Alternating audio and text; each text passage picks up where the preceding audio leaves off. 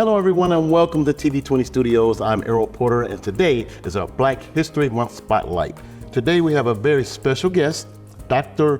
Regennia Williams, PhD, has conceived, organized, and directed numerous public programs and academic conferences, including those related to the works of Langston Hughes, W.E.B. Du Bois, Carla S.C. Holloway, Zora Neale Hurston, and Duke Ellington. She also is the Distinguished Scholar of African American History and Culture at the Western Reserve Historical Society. Welcome to our studios. How are you? I'm fine, and thank you so much for this opportunity. Awesome. When I first met you, it was crazy. A bus pulled up and 15 PhDs got off. So I said, this must be something going on, and it is. But before we talk about all that, and there's this partnership with the Smithsonian Institute, I want to go back to your early childhood and what got you involved and how you your journey towards what you do now. Okay. Well, let me begin by saying that I'm a native Clevelander. I grew up in the Garden Valley community in a little frame house with a white picket fence around it, right? So there were different types of housing in Garden Valley then, but there were just a few frame houses, it seemed, left on every other street, and lots of apartment buildings and townhouses, we call them row houses, as part of the Garden Valley community. So as far as that part of my history is concerned, I'm a city girl, and Garden Valley's pretty urban, right? Yeah. So started out at Anton Gradina Elementary School on 77th Street, and I think it was 7701 Trenton, somewhere down that way. There's a new Anton Gradina now, so I just didn't want the young people to be confused. There was a big brick school way back in the back, but a nice walk from our house on 78th Street. And then I went to fourth grade A.J. Rickoff, right up Kinsman to 147th Street. And then from there to Harvey Rice, the Buckeye neighborhood, 116th and Buckeye. Then to Alexander Hamilton Junior High School. And then for high school to Hawken Upper School. Okay, wow. Yes. And college? College at Cleveland State University. All right. Another Viking in the room. Is that what the thumbs up was about? Okay. And then from Cleveland State, after the master's degree, I went to Case Western Reserve University for the coursework toward the doctorate. Right. And once I was advanced to candidacy, back to Cleveland State to start teaching there. And once I completed the doctoral program and I was awarded the PhD, I went back to Cleveland State to teach for 23 years. Wow. Yeah. Now, was your history always in history? Well, I had lots of interests. You know, people were really pushing business and engineering when I was a freshman. And nothing wrong with a degree in business or engineering, but I ended up with a bachelor's degree in urban studies from Cleveland State. That works with, if you're a full-time employee, and I worked in the registrar's office full-time for most of my undergrad years. The urban college tended to have more flexible scheduling, evenings and weekends, and you can keep your job, right? And take care of your family and take care of yourself. So I did a lot of that. Now when did the Fulbright come in to Sure. play? Well, after I earned tenure in the history department at Cleveland State University, I applied for a Fulbright. I believe the application went out in 2008, 2009. But then I actually was awarded the Fulbright for the spring semester of 2010. So it was after I became a tenured faculty member in the Department of History at Cleveland State. Can you explain to our viewers what that actually is, the Fulbright? Oh, sure. Here's the brag point that we like to use. The Fulbright program is the flagship international education program sponsored by the U.S. State Department. And we are charged as educators and others who receive Fulbrights to go to our partner nations in the global community to make friends with other people in the campus community if you're teaching and doing research to represent the country well. So we're sort of cultural, educational ambassadors for the country. Serious background check before you can do that, but we go in peace. We make friends in the name of this country. And we come back. So it's an exchange program. There are lots of international scholars who come to the United States For example, the Cleveland Council on World Affairs had a Fulbright seminar in December. I believe there are about 115 scholars from over 50 nations, and they ended up at a happy hour at the Western Reserve Historical Society where I work, when they weren't in session. When you become a Fulbright scholar, does a check come with that to help you? You have to do a lot of traveling, I guess? Yes, yeah. Well, I had the tenure. Right. The university supports people who are Fulbright scholars, so I didn't lose my job when I left the country to go to Nigeria for a semester. Right. But there is a stipend that they pay. And so it makes it affordable for people who don't have full-time positions. If you're adjunct faculty, you can be a Fulbright scholar. If you're an independent scholar, you can be an international Fulbright scholar. If you're a classroom teacher and you have summers off, there are also Fulbright programs for educators to go abroad at the K through 12 level. So it's, I think it's a wise investment in American citizens, a good use of tax dollars to make friends with colleagues around the world. All right. Now, with the Black History Month in full effect, and talking about our history and our heritage, and somehow it's getting lost. And that's where you come in with the Western Reserve Historical Society and trying to archive and preserve our history. Tell us about that job. Well, I'm not going to disagree with you, but I'll say it this way. I don't think the history is getting lost. I think there's plenty of it in our libraries especially, and I love the one that's near your studio here, the Cleveland Public Library, the People's University, and they don't charge tuition. So there's lots of history over there at Cleveland Public Library and all of the various branches of the city public library, and also in Cuyahoga County public libraries, and the various independent libraries, like the one in East Cleveland is a beautiful library with lots of history. But there are a number of controversies that are taking place right now regarding what can be taught in classrooms, what is the official history that politicians and others would endorse for the teaching in the classroom. It's easy to politicize a lot of things in our society today, and history is one of them. I am optimistic that history is not going to disappear. It's not going to be lost. It's not going to die. It's up to us, those of us who value the study and the teaching of the past, to make sure that the doors to the libraries are always open, that we can teach history, not just in our libraries and learn about history in our libraries, but also in our homes, in our churches, in our neighborhood centers, and certainly in our classrooms. Because I think there are great lessons that we can learn from the teaching and also the study of history. And so I don't doubt that that will continue. It's just which textbook are we going to use, right? And what are they going to say about the African American past, which includes that long era of slavery. It's not pretty. It wasn't pleasant, but it happened. Now, what do we learn from that?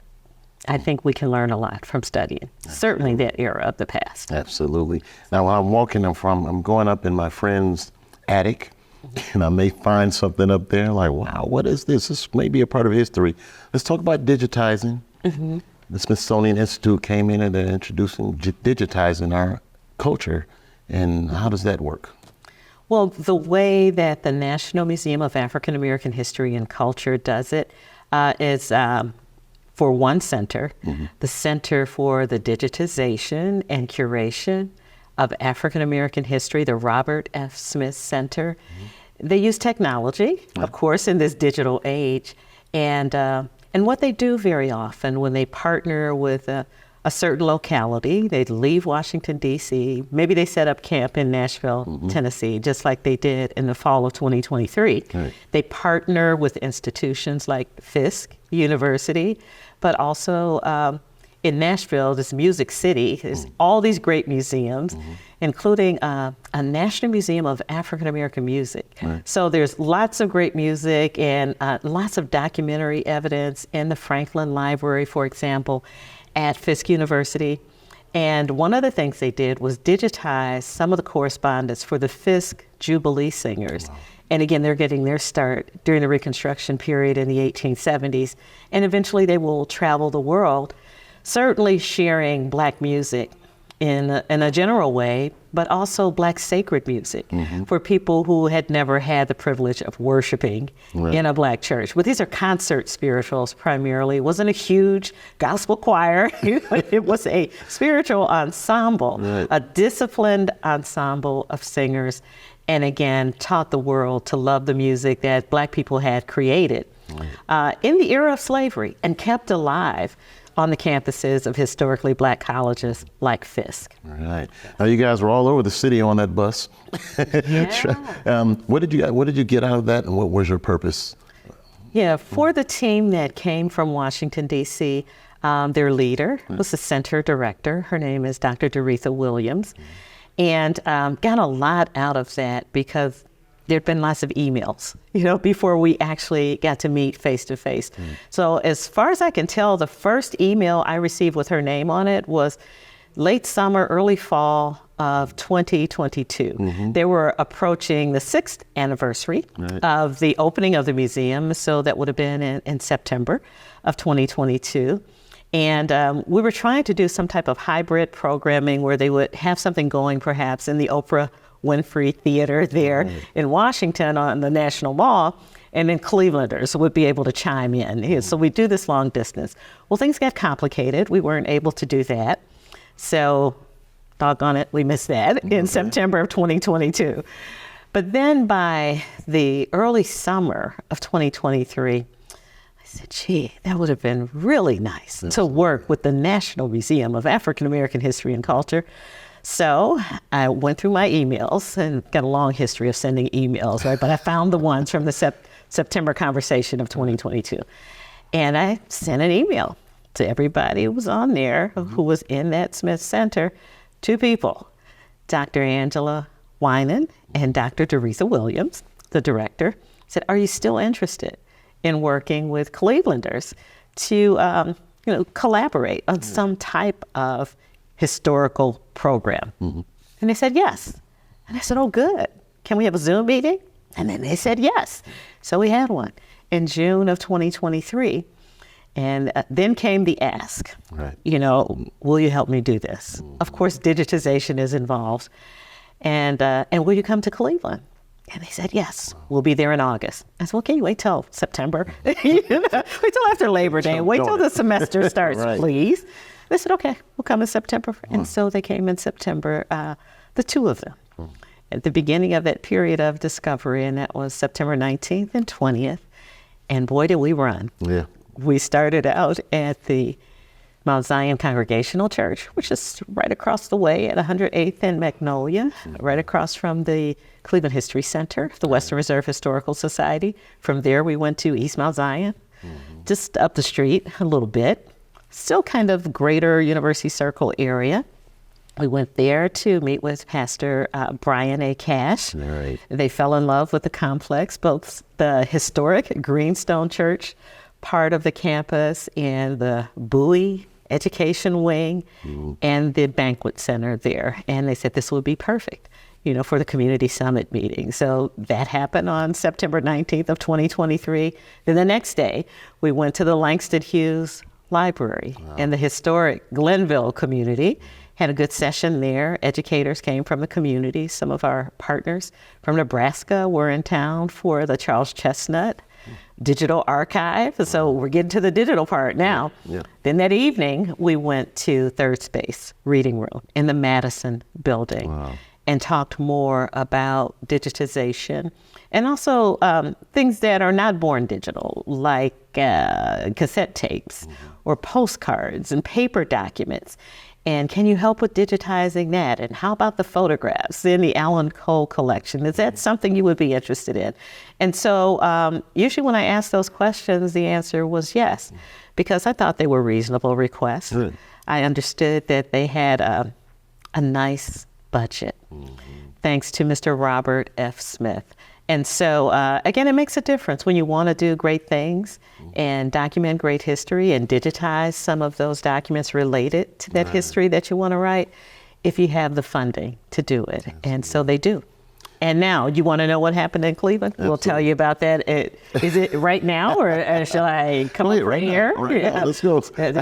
Okay, so now we're here in January again.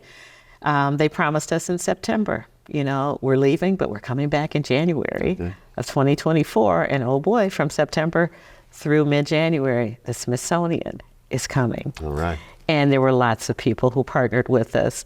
We spent a lot of time in Fairfax. That's where I met you. Yeah. Right? But we started in University Circle. The first stop was Severance Hall, where Mr. Donald White, brilliant cellist, was the first African-American member to join that world-class symphony orchestra. Wow. And from there, we went to the Cleveland Museum of Art, where there's a brilliant African-American curator whose name is Darnell Jamal Lisby. He's sort of a curator of costumes. He had a wonderful Egyptomania exhibit going there. And his colleagues, were with us when we walked through that space. We also had a tour of the Egyptian Gallery with a journalist whose name I think you're probably going to recognize is Kevin Chill. Heard of him. MC Chill. Yes, Right. But the immediate past president of the Greater Cleveland Association of Black Journalists. Right. So good people, good local people, brilliant scholars and other museum professionals, not quite 15, but it was a 15-passenger bus that was getting us from place to place. But yeah, good times. And eventually Western Reserve Historical Society. And then by Friday of that week, we're back in Fairfax, and we are at the Antioch Baptist Church for a genealogy workshop, and then to Kiramu House, the place of joyful gathering, to hear about theater history from Tony Sias. Tony, the renovations there are awesome. Yes, they're doing a beautiful great job. space. Beautiful space, yes. Now, what's the process if I have an artifact and want the Smithsonian to digitize it? Sure. How would that work? Well, may I use a specific example here in Cleveland? There's a wonderful collection, actually Greater Cleveland, actually in the East Cleveland Public Library, but it's artifacts and lots of paper documents and photographs that were compiled by Mr. Ichabod Flewellen, the founder of Cleveland's African American Museum, which is still open to the public. The historic building that bears his name is in the Huff community. But the collection itself, the archival documents, are at the East Cleveland Public Library. He donated them in his lifetime to the library director there, Mr. Greg Reese, and with the understanding that they would be cared for and made available to students and scholars. And so we went there, pay homage to him, see that collection, put the gloves on if necessary to handle those documents. But if we want to digitize those things, and Regina wants those things to be digitized, then we work in partnership with the National Museum of African American History and Culture. I'm told that they will allow the local institutions to identify a vendor who can handle those materials properly, digitize them for a large collection like that. Yes. And that the Smithsonian would partner with us to make sure that the costs are covered. And when the digitization is done, they give the originals back to the owner, if it's the library or a research center. And then you have the preservation copies in the form of digital files. For a whole collection, it might be cloud storage. For a small collection or someone's personal documents from home, could be on an external hard drive or a flash drive that fits in your pocket. But again, they come to preserve the history, not to take anything out of the community. Dr. Regennia Williams has said repeatedly, we are not exploitive. We are not extractive. We don't come here to grab things and take them away from the community and back to DC. If you want to have a conversation about donating something, it's a different person that you would need to speak with. But again, it's community curation. So you have all the materials here. What do the people in the Black communities around Greater Cleveland see as being the priority collections? And then how will you share this information? How will you analyze? How will you write the text? How will you teach this history to other people who care about it? Because it's not just Black people who are interested in Black history, as you know. Now, when these artifacts are digitized, does the world or the country have access to that? Can they go on the Smithsonian website and look up something from East Cleveland, and will that be there some kind of way? Well, it will depend on what happens at the end of the digitization process. Right. If the owners have that conversation with someone at the Smithsonian, and materials or files are accessioned and made part of the permanent collections at the National Museum, then it's possible, that the world will be able to experience what we've experienced here in Cleveland in a virtual space. If we decide to keep it here and we upload it to the World Wide Web, then it's possible that people will see it, but it will be hosted by an institution here in Cleveland. And I think a good example of how that would work is the Charles Chestnut Archive, where the founder is in New York City. Her colleagues are in Nebraska, but with the World Wide Web, they're able to share Charles Chestnut, native Clevelander, right, to share his correspondence from the Western Reserve Historical Society's collections. They digitize those documents and they share them with the world. So it will depend on what the owners of the documents decide to do with them at the end of the digitization process. Wow. Yeah, but it could happen. That's Absolutely. Now, how can people get in touch with you at the Western Reserve Historical Society? Well, email is good if they want to send an electronic message. I'm giving her phone number to you people. All right. Only out. No, we can do phone too. Okay. But because if I'm not at my desk when you call and leave a message, it'll generate an email and say you have a voice message, right? And send me that audio file. But direct email, I think it's a little bit easier. And my email address is rwilliams@wrhs.org. All righty. R. Williams at WRHS.org. All right. If you want to get in touch with Ms. Regennia Williams. Now, what's coming up in the future for the Western Reserve Historical Society? What can we expect within the next year? Well, there are lots of things going on always at the Western Reserve Historical Society. My office is actually at the Cleveland History Center at 10825 East Boulevard, right there in the heart of University Circle. So, and there's a Crawford Auto Aviation Museum. There's a Ferrari exhibit there if you like cars, and people can go and check that out. Certainly it'll be there through the end of Black History Month. There are exhibitions that are there. For example, in actually part of the Crawford Museum, there is a classroom space. It is the Henry Pell Juneau Center for History Education. And there is a poster exhibition there that actually comes from the site's office. It's the Smithsonian Institution's Traveling Exhibition Service. But it's a 20-panel exhibition.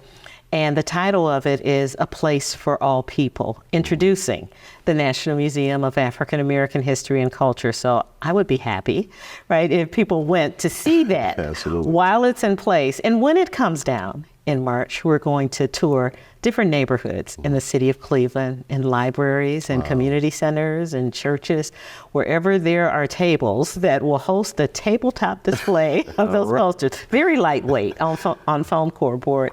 But we want to take history to the people who helped to make it here on America's North Coast. So that is there.